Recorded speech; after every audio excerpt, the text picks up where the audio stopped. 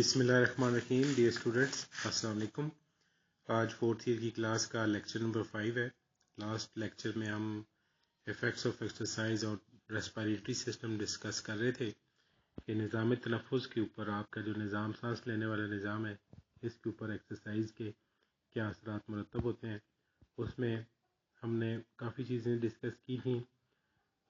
Short term effects को भी discuss किया था जो वक्ती असरात होते हैं, और लॉन्ग टर्म इफ़ेक्ट्स यानी तवील असरात जो होते हैं उनको भी डिस्कस किया था। जैसे कि यानी आपके फेफड़ों के फूलने की इस्तेदाद बढ़ जाती है, आपके गैसों का तबादला यानी गैसियस एक्सचेंज 5 गुना बढ़ जाता है, और इसके बाद यदि आपके पट्टों को खून ज़्यादा से ज़्यादा मिलता है, खून का प्रेशर जो है वो टुवर्ड्स द मसल ज़्यादा रहता है और आपकी शरियानें खुल जाती हैं। इस तरह की चीज़ों को डिस्कस किया था हमने। आज थोड़ी सी इसकी मज़ीद डिस्कशन करेंगे प्रीवियस लेक्चर के साथ ही इसको लिंक करते हुए कि रेस्पिरेटरी सिस्टम के ऊपर जो आपके एक्सरसाइज के असरात होते हैं वो उस हवाले से बातचीत करेंगे। तो नॉर्मली यानी जब आप रेस्पिरेटरी सिस्टम के ऊपर एक्सरसाइज या वर्जिश के असरात देखते हैं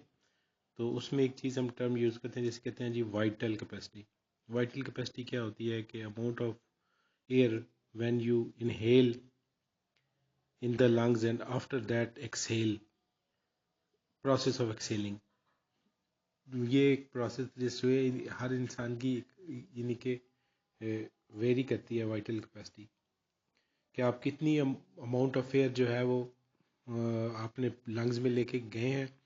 और एक पूरी अपना जितनी हवा आप अंदर फेफड़ों में लेके जा सकते हैं, और उसके बाद आपने कितनी अमाउंट ऑफ एयर जो है वो जिसके एक्सपायरेशन के प्रोसेस में एक्सेल की है। तो जब आप रेगुलर बेसिस के ऊपर एक्सरसाइज करते हैं तो जैसे कि प्रीवियस लेक्चर में भी मैंने आपको बताया था कि आपकी लंग्स की जो कैपेसिटी है वो बढ़ जाती है, और उसका ये फ़ायदा होता है कि आप जो एक प्रोफेशनल एथलीट होता है, एक रेगुलर बेसिस के ऊपर एक्सरसाइज करने वाला बंदा होता है, उसकी वाइटल कैपेसिटी ज़्यादा होती है as compare to normal persons जो कभी कभार गेम्स करते हैं या कोई फिज़िकल एक्टिविटी करते हैं या कोई खातिर ख़ास स्पोर्ट्स में इजाफा मतलब पार्टिसिपेट नहीं करते। अब वाइटल कैपेसिटी बढ़ने का फ़ायदा ये होता है कि नंबर ऑफ़ ऑक्सीजन जो है, अमाउंट ऑफ ऑक्सीजन जो है आपके लंग्स को ज़्यादा से ज़्यादा मिलती है, और लंग्स के अंदर इतनी एबिलिटी हो जाती है कि वो अच्छी खासी अमाउंट में कार्बन डाइऑक्साइड को एक्सेल भी कर सकें। तो ऑक्सीजन आपके तमाम वर्किंग ऑर्गन्स को, आपकी बॉडी के हर टिश्यू को, हर सेल को यानी ज़िंदा रहने के लिए ज़रूरत होती है। जब आप एक्सरसाइज करते हैं तो आपकी अच्छी वाइटल कैपेसिटी होने की वजह से आप बेहतर से बेहतर तरीके से आप जो है वो यानी कि आपकी ऑक्सीजन जो है वो आपके बॉडी पार्ट्स को मिलती है। फिर एक हम टर्म यूज़ करते हैं जी इफेक्ट्स ऑफ एक्सरसाइज के हवाले से कि टाइडल वॉल्यूम। टाइडल वॉल्यूम, अब ये टाइडल वॉल्यूम क्या है कि जी पर ब्रेथ कितनी अमाउंट ऑफ एयर जो है वो यानी कि इनहेल करते हैं, और इनहेल करने के बाद एक्सहेल करने का जो आपका प्रोसेस है। तो नॉर्मली एक नॉर्मल पर्सन जो है 500 ml पर जो है इंस्पायरेशन करता है, या इसको आप ये भी कह सकते हैं कि 7 ml पर kg बॉडी मास के हिसाब से वो इनहेल करता है। तो डेफिनेटली जब आप एक्सरसाइज करते हैं, रेगुलर बेसिस के ऊपर आप एक्सरसाइज करते हैं, तो आपका टाइडल वॉल्यूम भी बेहतर होता है। आपका टाइडल वॉल्यूम यानी कि आप कितनी अमाउंट ऑफ एयर जो है वो पर ब्रेथ आप इनहेल करते हैं, और इससे ये होता है कि जब एक आपके लंग्स के जो रिलेटेड मसल्स हैं जिसको हम इंटरकॉस्टल मसल्स कहते हैं, आपका डायाफ्राम है, ठीक है, ये इस काबिल होते हैं कि ये पर ब्रेथ जो है लार्ज अमाउंट ऑफ एयर जो है इनहेल करने के काबिल बना देते हैं, और आप ज़्यादा से ज़्यादा ऑक्सीजन को यूटिलाइज करते हैं। फिर उसके बाद एक टर्म यूज़ करते हैं हम जिसे कहते हैं रेजिडुअल वॉल्यूम। शायद मैंने लास्ट लेक्चर में भी आपको बताया था। रेजिडुअल वॉल्यूम से मुराद ये ली जाती है कि आपका जो कुछ अमाउंट ऑफ कार्बन डाइऑक्साइड जो है आपके लंग्स के अंदर इंटैक्ट रह जाती है, ठीक है। जब आपका process of inhalation and expiration complete हो जाता है तो उसके बाद भी कुछ अमाउंट ऑफ कार्बन डाइऑक्साइड जो आपके لنگز کے اندر رہ جاتی ہے، اور وہ یہ ایکسرسائز کرنے سے یعنی آپ کے لنگز کے اندر جو آپ کا ریزیڈیول والیوم ہے وہ بھی بہتر ہوتا ہے، یعنی آپ بہت کم مقدار میں کاربن ڈائی آکسائڈ جو ہے آپ کے لنگز کے اندر رہتی ہے، اور آپ کے لنگز ظاہر ہے آپ کے لنگز کے اندر جیسے کہ انہیلیشن پروسیس آف انہیلیشن میں اماؤنٹ آف آکسیجن جو ہے وہ لینے کی استعداد زیادہ بڑھ جاتی ہے، تو اسی طرح پروسیس آف ایکسپائریشن کے دوران بھی کاربن ڈائی آکسائڈ زیادہ سے زیادہ خارج کرنے کی جو ہے وہ رفتار بڑھ جاتی ہے۔ اسی طرح جی یعنی کہ آپ کے آکسیجن ڈیپتھ ایک ہم ورڈ یوز کرتے ہیں، آکسیجن ڈیپتھ، کہ جب آپ اسٹینیس قسم کی ایکٹیویٹی کرتے ہیں، ہارڈ ایکٹیویٹی کرتے ہیں، تو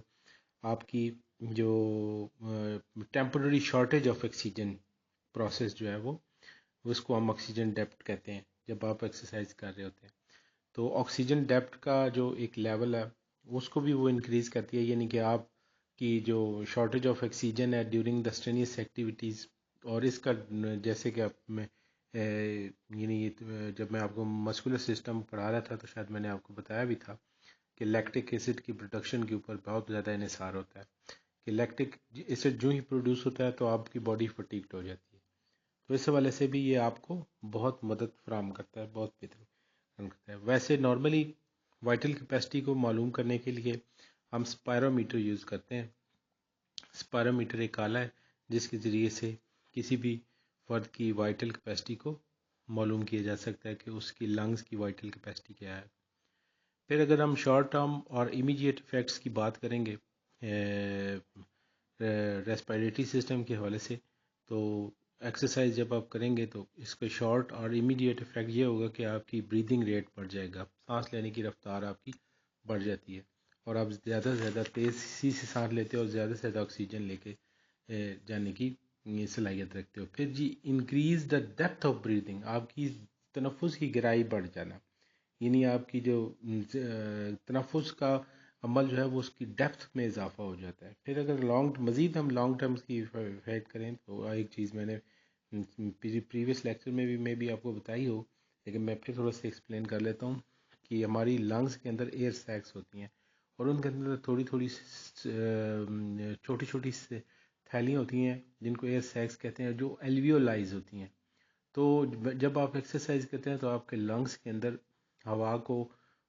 مطلب سیو کرنے کے لیے نمبر آف ایلویولائز بڑھ جاتی ہیں، ایلویولائی کا بڑھ جانا،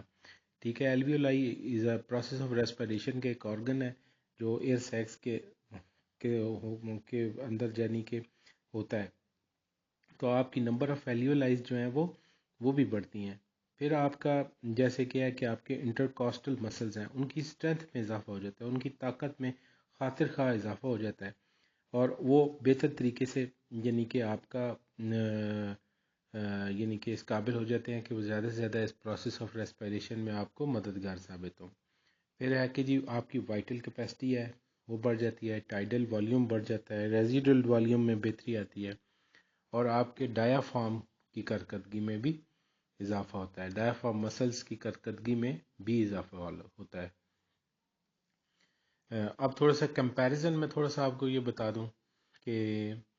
یعنی ایک عام فرد، عام ایتھلیٹ اور ورلڈ کلاس ایتھلیٹ کا کمپیریزن تھوڑا سا زیادہ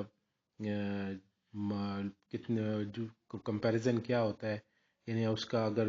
اس کی ریسپیریٹری فٹنس کو آپ نے جانچنا ہے اور اس کی کارڈیو اور ریسپیریٹری فٹنس کے حوالے سے آپ بات کرتے ہیں، تو عام فرد کا آرام دہ حالت میں وینٹیلیشن جو ہے ایک بندہ نارمل بیسس کے اوپر 7 کرتا ہے، اور عام فرد جو ہے تقریباً 7 دفعہ کرتا ہے، اور نارمل جو عام ایتھلیٹ ہے وہ 6 دفعہ، اور ورلڈ کلاس کا ایتھلیٹ بھی 6 دفعہ کرتا ہے۔ پھر زیادہ سے زیادہ وینٹیلیشن پر لیٹر پر منٹ کی بات کر رہا ہوں، تو یہ ایک عام فرد جو ہے 110 اس کی ہوتی ہے، اور ایک عام ایتھلیٹ جو ہے وہ 135 کرتا ہے، اور ایک ورلڈ کلاس ایتھلیٹ جو ہے اس کی زیادہ سے زیادہ وینٹیلیشن جو ہے وہ 195 تک جاتی ہے جی، یعنی یہ میں آپ کو لیٹر پر منٹ کے حساب سے بتا رہا ہوں۔ آرام دہ حالت میں سانس کی رفتار، یعنی آپ آرام دہ حالت میں اگر سانس کی رفتار دیکھیں کہ سانس کی رفتار پر منٹ میں کیا فرق ہوتا ہے، نارمل ایک عام فرد جو ہے اس کی سانس کی رفتار جو ہے وہ 14 دفعہ پر منٹ ہوتی ہے، اور ایک عام ایتھلیٹ کی 12 ہوتی ہے، اور اسی طرح ایک ورلڈ کلاس ایتھلیٹ کی بھی 12 ہوتی ہے۔ زیادہ سے زیادہ سانس کی مقدار پر منٹ کتنی ہوگی جی؟ ایک عام ایتھلیٹ کی 40، ایک عام فرد کی 40 دفعہ پر منٹ ہوگی، اور ایک جو وہ عام ایتھلیٹ ہے اس کی 45، اور ایک ورلڈ کلاس ایتھلیٹ کی 55 پر منٹ کے حساب سے ہوگی۔ اب وائٹل صلاحیت کی بات کریں، وائٹل کیپیسٹی کی بات کریں، تو ایک عام فرد کی وائٹل کیپیسٹی جو ہے وہ 5.8 ہوتی ہے، جس کو میں نے آپ کو شاید بتایا، ابھی تھوڑی دیر پہلے بتایا بھی ہے کہ اسپائرومیٹر ہم ایک آلہ یوز کرتے ہیں جس میں سے ہم اس کی ایک عام فرد کی وائٹل کیپیسٹی کو جانچنے کے لیے ایک ایتھلیٹ کی وائٹل کیپیسٹی کو 5.8 لیٹر ایک نارمل فرد کی وائٹل کیپیسٹی ہوتی ہے۔ ایک عام ایتھلیٹ کی جو ہے وہ 6 کے قریب جو ہے وائٹل کیپیسٹی ہوتی ہے، اور ایک ورلڈ کلاس ایتھلیٹ کی 6.2 کے قریب وائٹل کیپیسٹی ہوتی ہے۔ یہ ایک کمپیریزن ہے جو آپ دیکھ سکتے ہیں کہ ایکسرسائز کا جب آپ کریں گے تو آپ کی وینٹیلیشن پر لیٹر پر منٹ میں کتنا اضافہ ہوگا، اور زیادہ سے زیادہ وینٹیلیشن پر منٹ میں کتنا ہوگا، آپ کی سانس کی رفتار میں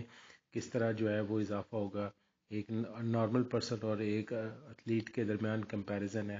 پھر آپ کی وائٹل کیپیسٹی میں کس طرح اضافہ ہوگا۔ تو یہ چند ایفیکٹس تھے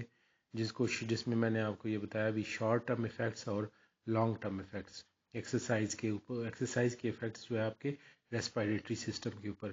کس طرح کس طرح اثر انداز ہوتے ہیں۔ جیسے اس میں نمبر آف ایلویلائز ہیں، اس میں میں نے آپ کو وائٹل کیپیسٹی کا بتایا، ٹائیڈیل والیوم کا بتایا، ریزیڈیول والیوم کا بتایا، اور آپ کے یعنی ڈایافارم کی اسٹرینتھ کس طرح انکریز ہوتی ہے ایکسرسائز کی وجہ سے، اور اس کے علاوہ آپ کی آکسیجن ڈیپتھ کے حوالے سے بات کی، ڈیپتھ بریدنگ اور جسے کہتے ہیں کہ بریدنگ ریٹ کے حوالے سے یہ ساری باتیں میں نے ڈسکس کی۔ تو یہ آج کا جو آپ اس لیکچر کے ساتھ آپ کا effects of exercise on respiratory system جو ہے وہ آلموسٹ کمپلیٹ ہو گیا۔ آپ تمام اسٹوڈنٹ سے گزارش ہے کہ لیکچر کو فرام اسٹارٹ ٹو اینڈ تک لازمی غور سے سنیں، اور ان پوائنٹس کو مائنڈ میں رکھیں کہ امپورٹنٹ کویسچن ہے، اس میں آپ نے